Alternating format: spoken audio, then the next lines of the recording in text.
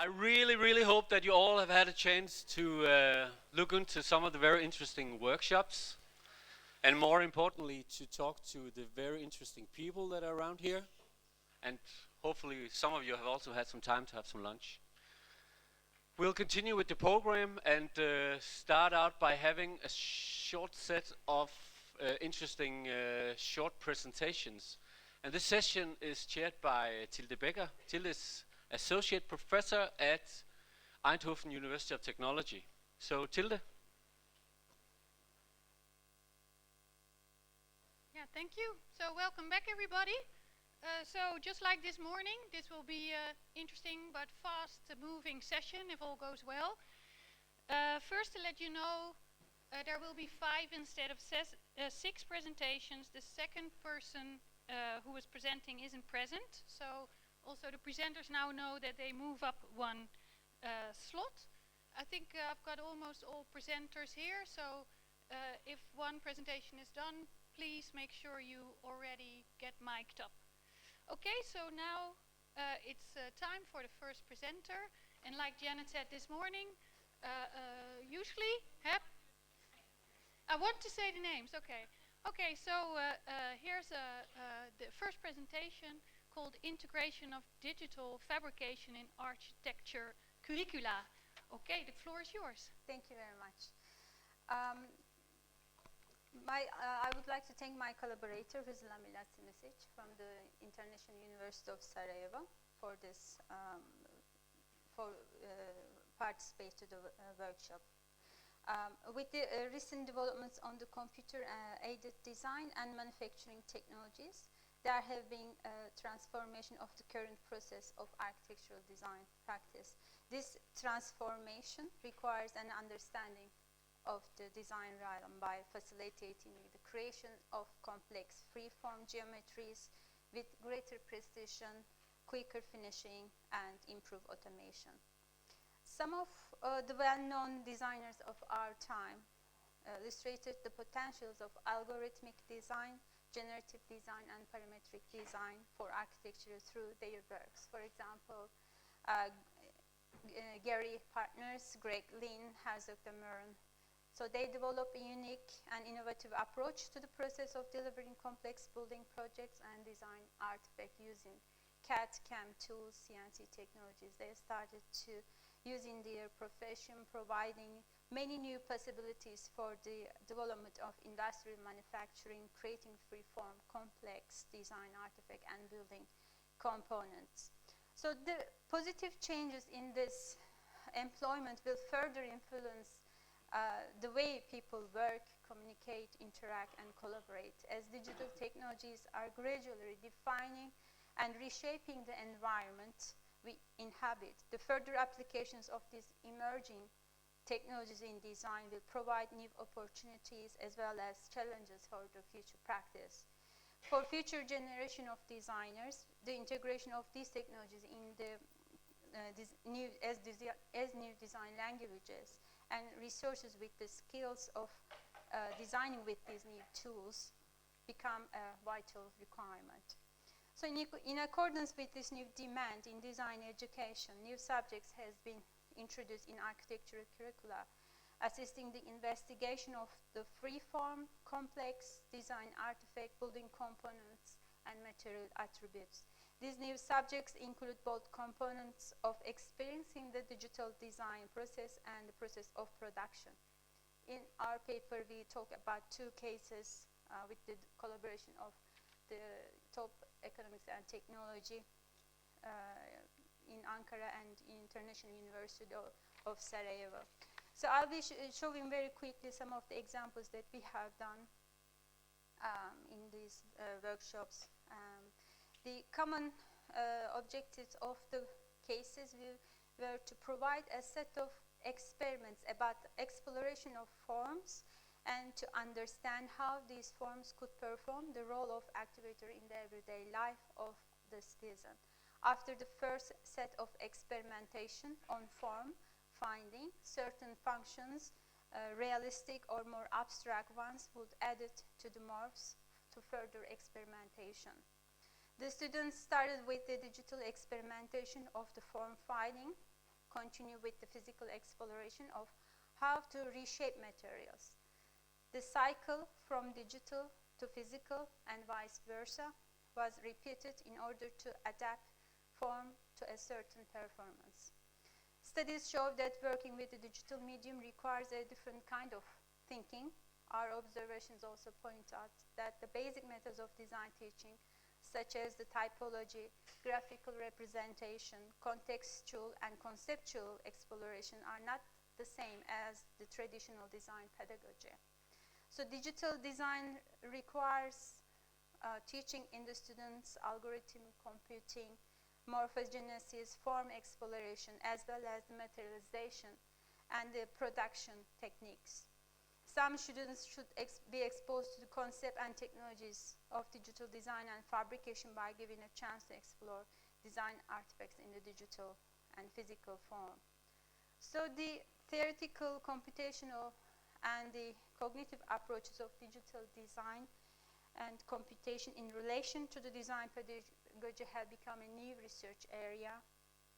Our digital design pedagogy includes the combination of the following: offering the subject as adjacent to the design studio, the traditional kind of design studio, and offering subjects independently of a design studio. So we believe that the digital design and fabrication subjects should offer students new learning experiences and learning new skills of using software, prototyping tools, and implementing this knowledge and skills on a design task at the same time. So thank you very much.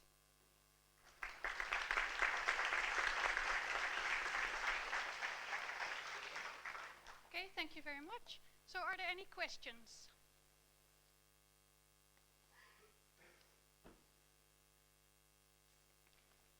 I have a question. So I'm quite interested also in depending on what materials you give students, it might influence the kind of designs they come up with.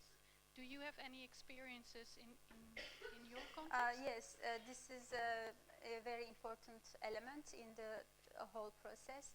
From the very beginning, the students need to have an idea which sort of material that they need to be using. If it's a cardboard or a timber, it would make a quite difference. Not only the design process, but also for the fabrication process, because in the CNC laser scanner we use in those examples, you need to consider the material thickness, stiffness, and that sort of thing. So the attributes of the material is also important, of course. Okay, thank you. Any other questions? Yeah? I was wondering about the kind of conceptual or cognitive processes to be thinking in 3 dimensions, and for architecture students, how those skills are built and how we can think about teaching those skills to teachers or parents or other people who want to fabricate. Well, it's a very big issue, actually, and it's not a subject of our case.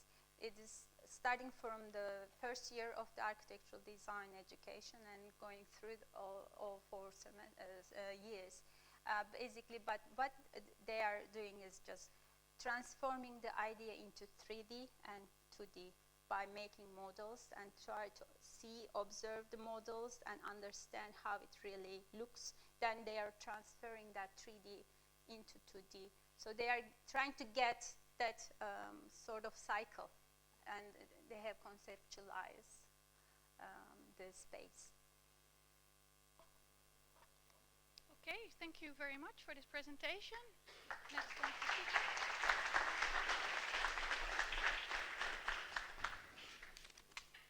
Okay, so the next presentation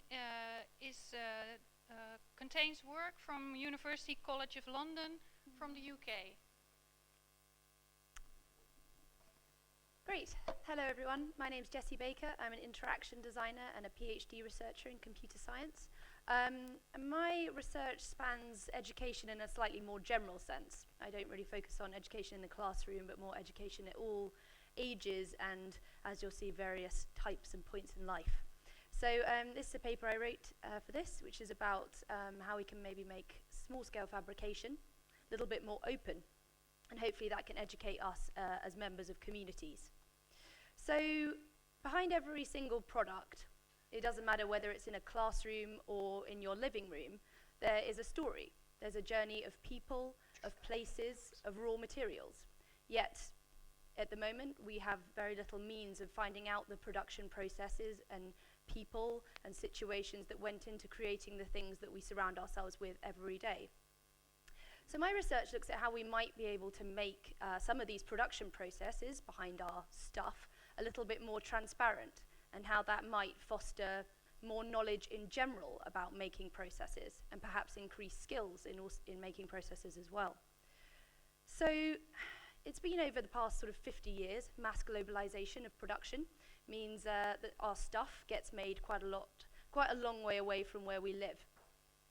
And this means that reality is today is a lot of people don't really know how their stuff is made, mainly because manufacturing has consolidated, and the production process is not really part of the sort of branding and communications of many products we buy. But I would argue in this sort of third industrial revolution, as we start to see manufacturing become increasingly more possible to be localized, we might have that sort of barrier broken down, where production might become a slightly more open system, and in communities an understanding of making and manufacturing might become a reality again. So the technology context in which I look at these issues is not just looking at digital fabrication and, as I just said, the rise of the potential for things to be made within our communities once again, but also looked at the rise of things like open data and the ability for information to be linked to physical things. And of course, a really important rise is the rise of social media. We've seen examples such as Instructables mentioned quite a lot, and in fact a lot of the education process behind making has really been enabled by social media technologies rather than just peer-to-peer physically. So for this paper, I conducted 30 interviews with some local makers where I live in East London, and they were a mix of different kinds of maker, so traditional craftsmen, and also digital fabricators across a range of different kinds of products, and also a few that were hybrids of the two, which for me are some of the most interesting kinds of maker. And I was just interested in their attitude to sharing what they did and educating people on their production process. Do they have apprentices? Do they put anything online about how they make stuff? And also their making skills, how did they acquire them? What is the reality of becoming a maker today? Do you learn to be a maker at school, or do you learn to be a maker on the job? And it produced some really interesting results, which led us to create a network, a sort of social network of our own, a piece of action research, which we've called Project Provenance. And that's really about enabling makers to be able to share qualitative and quantitative information about their making process, and have that freely available online. It was an experiment. We looked at creating some tools in order to help makers share information. So the tool enables people to be able to share locations of manufacturing. We focus mainly on the UK at the moment, but we've already had a bit of interest for some few other towns in Europe. And also materials, so opening up what materials you're using as a maker, and also personal reasons for creating something, creating a product. And the idea was the platform was just really for anyone to go and find out about products that they might consider buying. And it's actually been quite popular, so we've had 20,000 unique visitors so far this year who have all explored provenance and discovered products made by both traditional and digital fabricators in and around London mainly. And it's been really interesting to see how people have used the site, and also we link through to different makers' websites where people can either support their Kickstarter project or buy a product, and we've noticed that 10% of the people that have visited Provenance have done that, and they've been clicking on things that are very close to their homes, which is really interesting, sort of nudging people into supporting local digital manufacture, and also sharing the stories behind things that are made nearby. So it's really super early stages for the project, so we've only been working on it for 6 months, and we are working on integrating it a little bit more with existing social media. So the platform's built on Twitter, but we're also integrating Instagram, and we're doing some human-computer interaction experiments off-screen using some of the data that we've gathered thus far.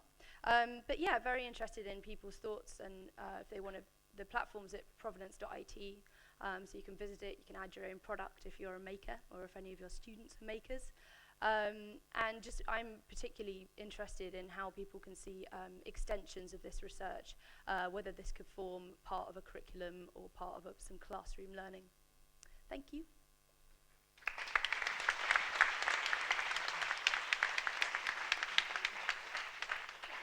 Thank you very much. So any questions from the audience? I think they're not after lunch dip, right? Everyone's so dead. I'm quite curious. I think one of the challenges is also, if I get it right, of setting also up this community angle. Yeah. Are there also sort of risks? I can imagine you talk to makers, and then they're in that community. Can they also be bombarded with questions or people being too interested? Is that also a risk, maybe? It's mainly just me that's too interested. Yeah, no, definitely. I think, well, a big part of the motivation of why we made this platform was to really get people to realize what kind of makers are already in their existing communities, and could perhaps go and visit them for a trip if they wanted to learn more about certain kinds of manufacture. And yeah, that's definitely happened. People use Provenance to find people making stuff nearby. One big thing has been people who are interested in perhaps learn about laser cutting or something, going undercover and looking at other people that are using laser cutting for their manufacturing processes, which is a bit tricky. But yeah, no, I think generally, I mean, it's just been interesting to see people use the platform and connect with people that they live near. So. Yeah. It's good that there's still also some challenges, right? So definitely. Yeah, okay. Any other questions? No? Okay, thank you very much. No worries, thanks.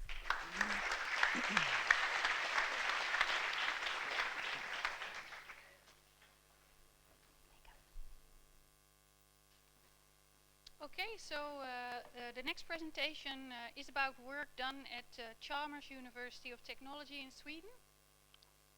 Thank you. Okay, so my name is Peter Ljungstrand. I work at the Interactive Institute. It's a research institute in Sweden. As Tilde said, this is work done together with Chalmers and Gothenburg University.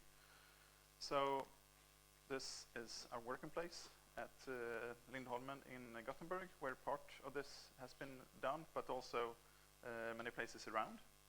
So what the aims of the things we're trying to talk about here is developing different ways to include design thinking and working with digital design and fabrication in both inside and outside the formal school curriculum.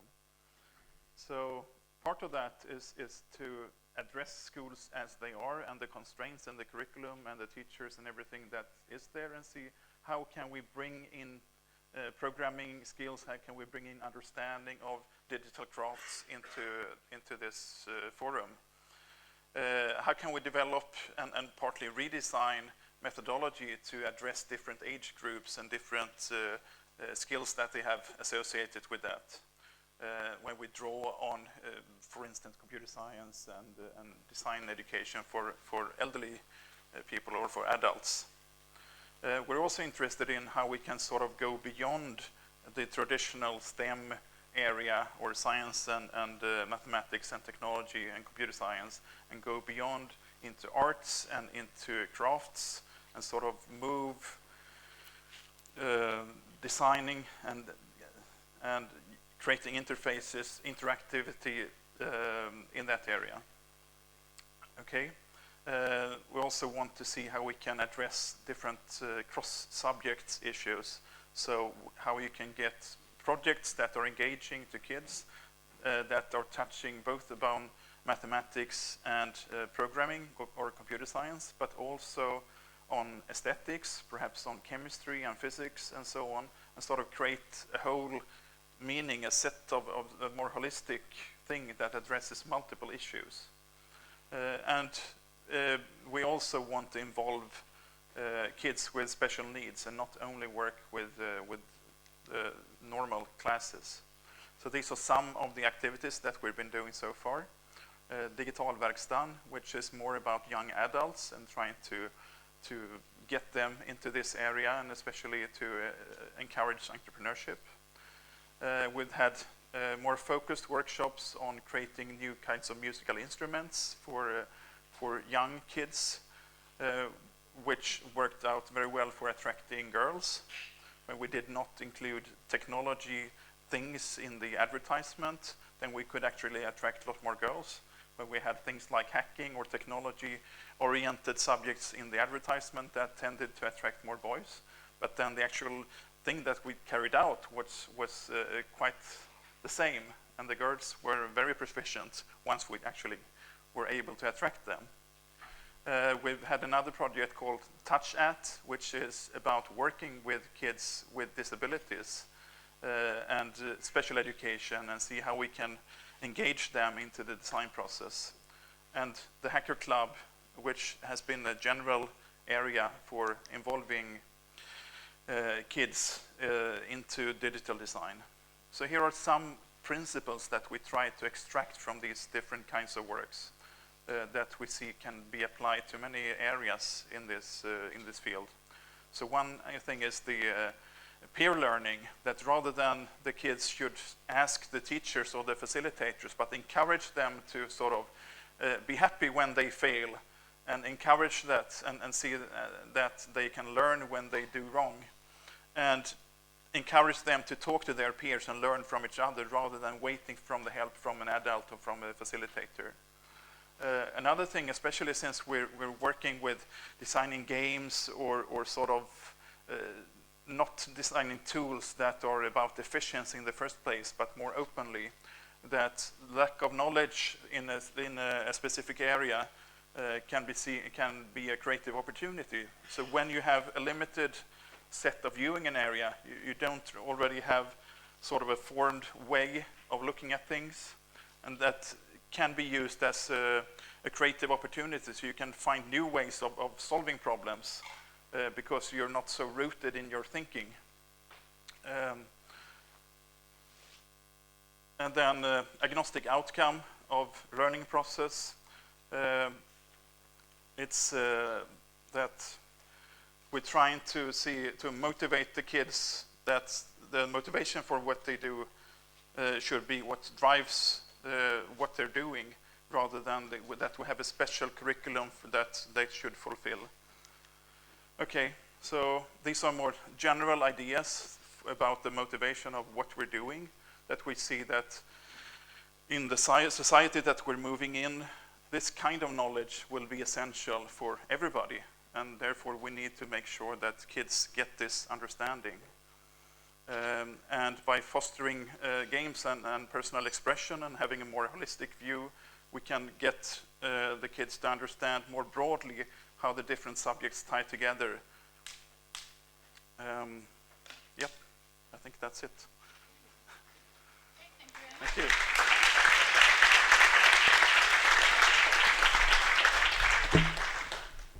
Okay, any questions from the audience who have waken up by now? I hope. Yeah. Thank you for your presentation. I was just wondering, there's a lot of school people around here in the crowd today. So I was wondering if you could share with us some of the concerns that you put on your last slide when you said that it's actually feasible to implement some of the thoughts about digital fabrication in the school. Could you give us like 3 tenets for how you do this? So how do you actually get started by doing digital fabrication? I would say try to start with small-scale experiments. So connect the crafts or music with the technology. Do, for instance, music instruments where you have a clear goal of what you want to create, but you bring in programming and sensors and that kind of thing into that. And then start with sort of small areas where you see the benefits in different ways. You also need to think a bit about the role of the teachers and scalability and things like that. So in some of the workshops we've worked with a school with 100 kids at one time in several buildings and several classrooms. So we had to develop ways of dealing with that, especially since not all the teachers involved had programming knowledge. So it was essential to sort of talk to the other teachers in the schools and see that they could still contribute, because they had, even though they were not proficient at this programming as a subject, they still could see which kids had problems and which ones were proficient, and sort of mediate and facilitate the process. So they still could have an essential role at the same time as they were learning themselves. So, I mean, this, getting the other teachers to understand how their role would work here was really essential. Okay, thank you. you very much.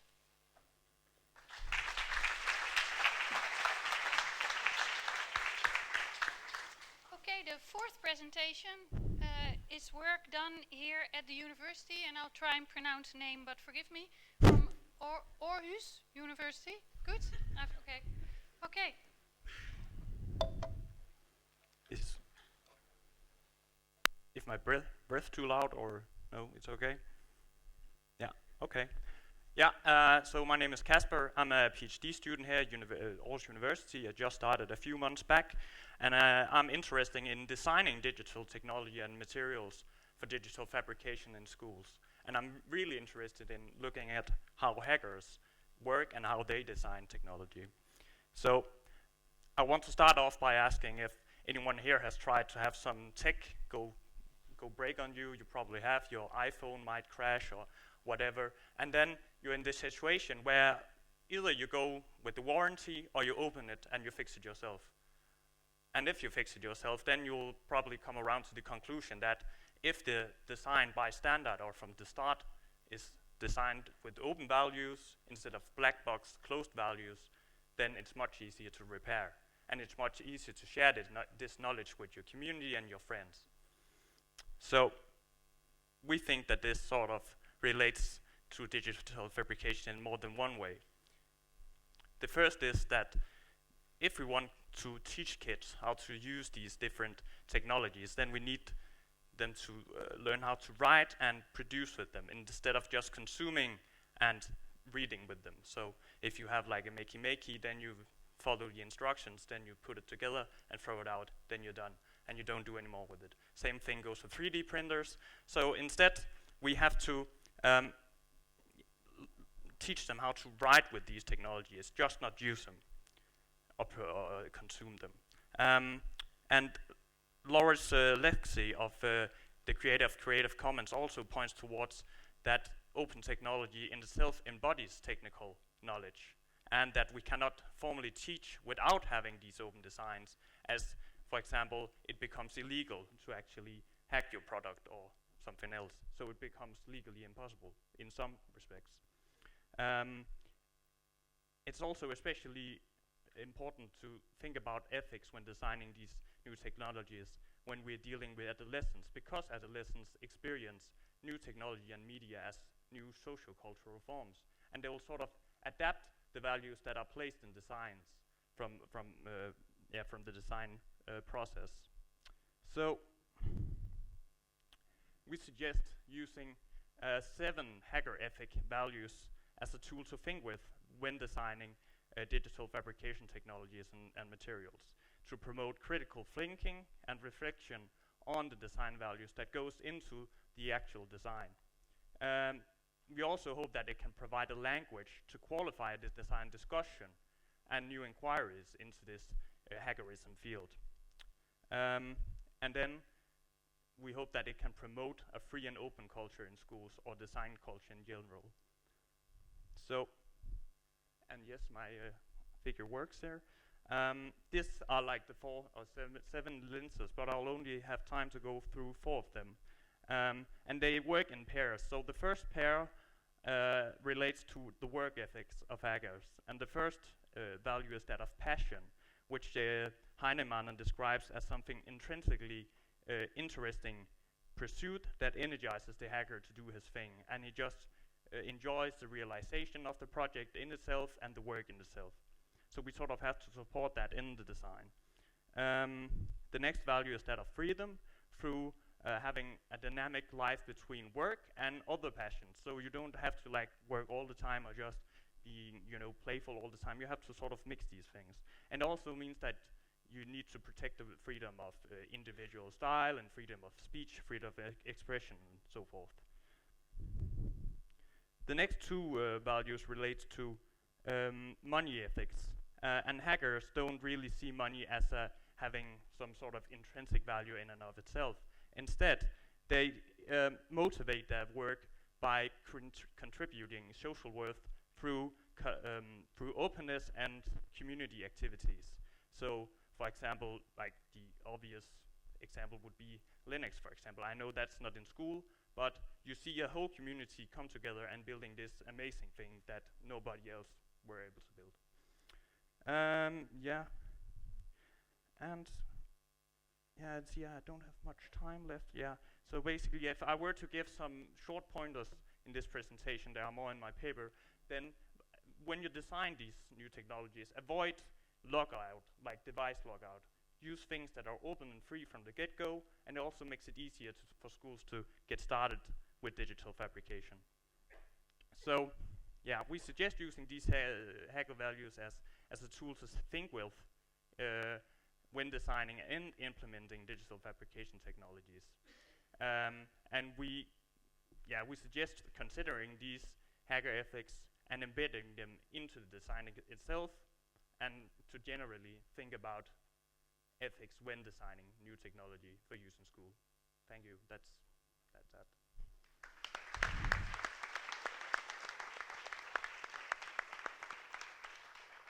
Okay, thank you very much. So any questions about these lovely values and how to incorporate them? Yeah.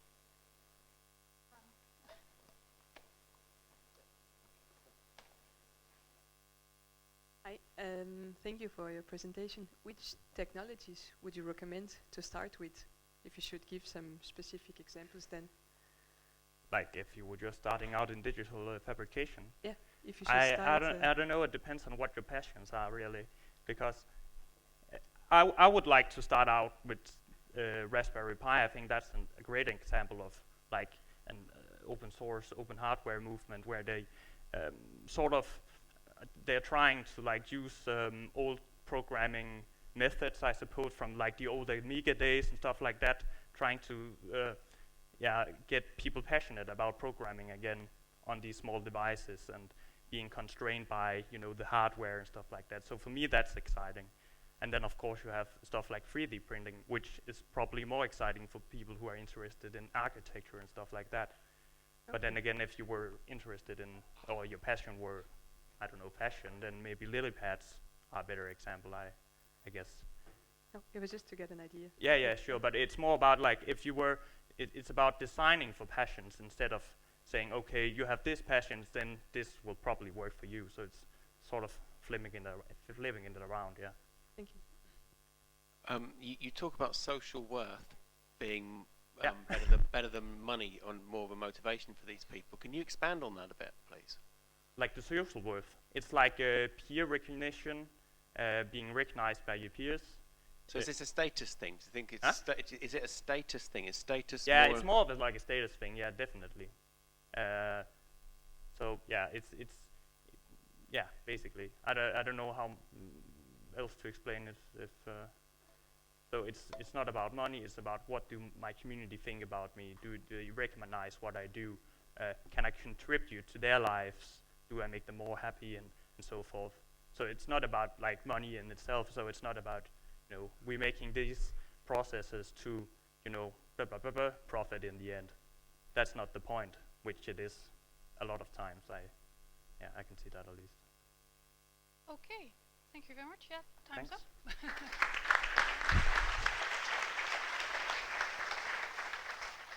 Okay, so the last speaker in this session is from Ravensbourne in the UK. Yeah, in London. Thank you. Hi, I'm Valentina Chinnici, and today I'm presenting my short paper about toy hacking as a catalyst of children's self-development. My lead question is, could toy hacking process become a catalyst of self-development for children, repurposing a familiar object for which they had a strong emotional attachment? And also, can toy hacking become a new socially accepted rite of passage for children approaching puberty?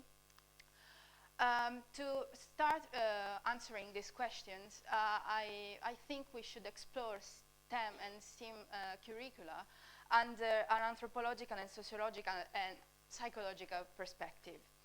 And we have to start with Van Gennep, who was the first one talking about rite of passages. And in this picture is portrayed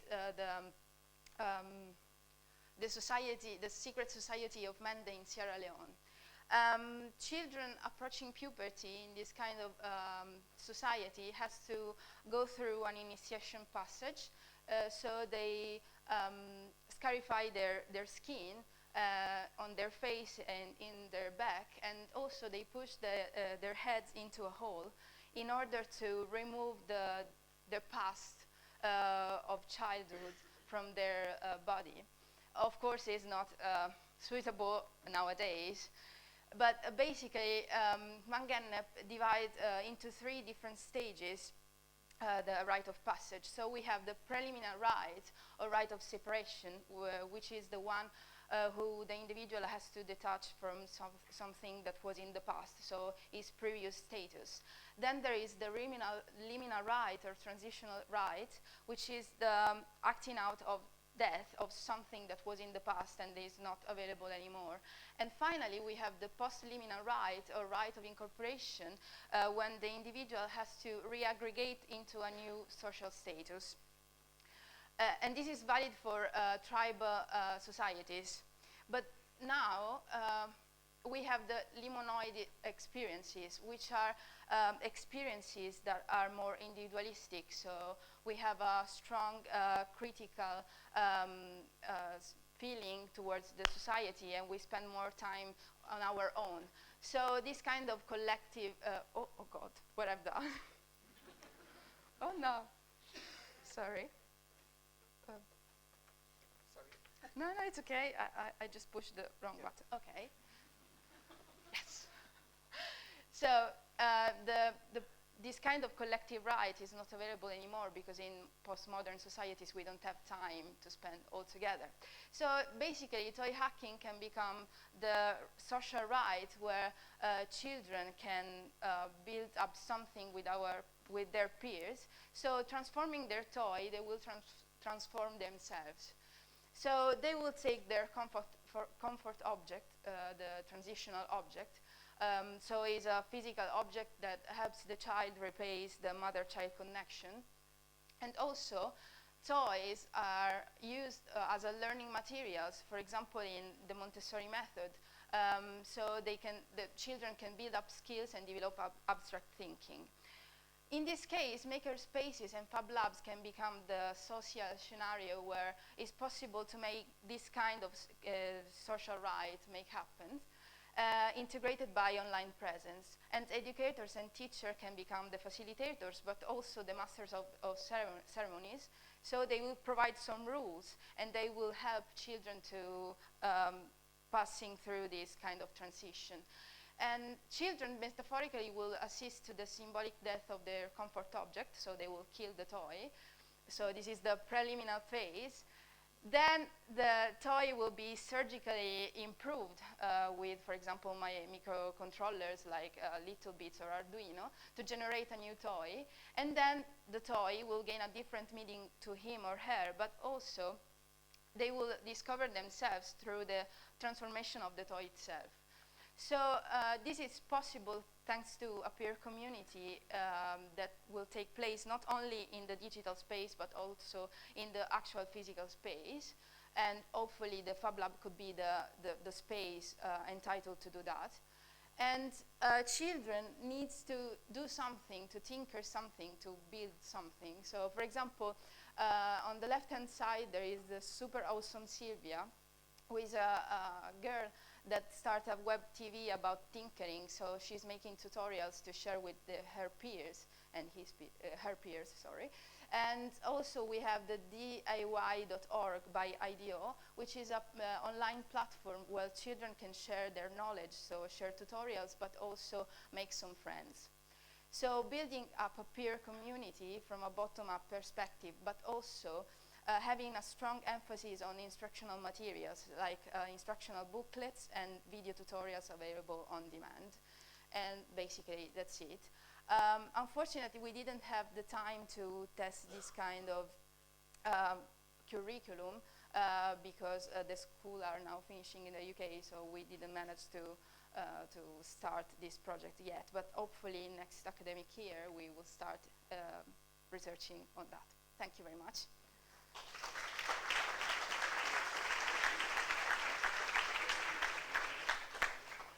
Okay, very nice talk. Thank Any you. questions for the last speaker? Well, I have one. I quite enjoyed reading your paper about this ritual of passage. Rite of passage. Yeah.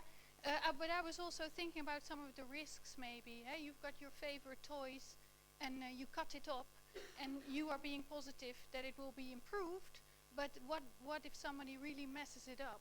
Well, they can start doing some prototypes and then they can embed this kind of technology inside their own toys. Of course, they won't go to their comfort object straight away, but they can test in advance and then they can start building something new.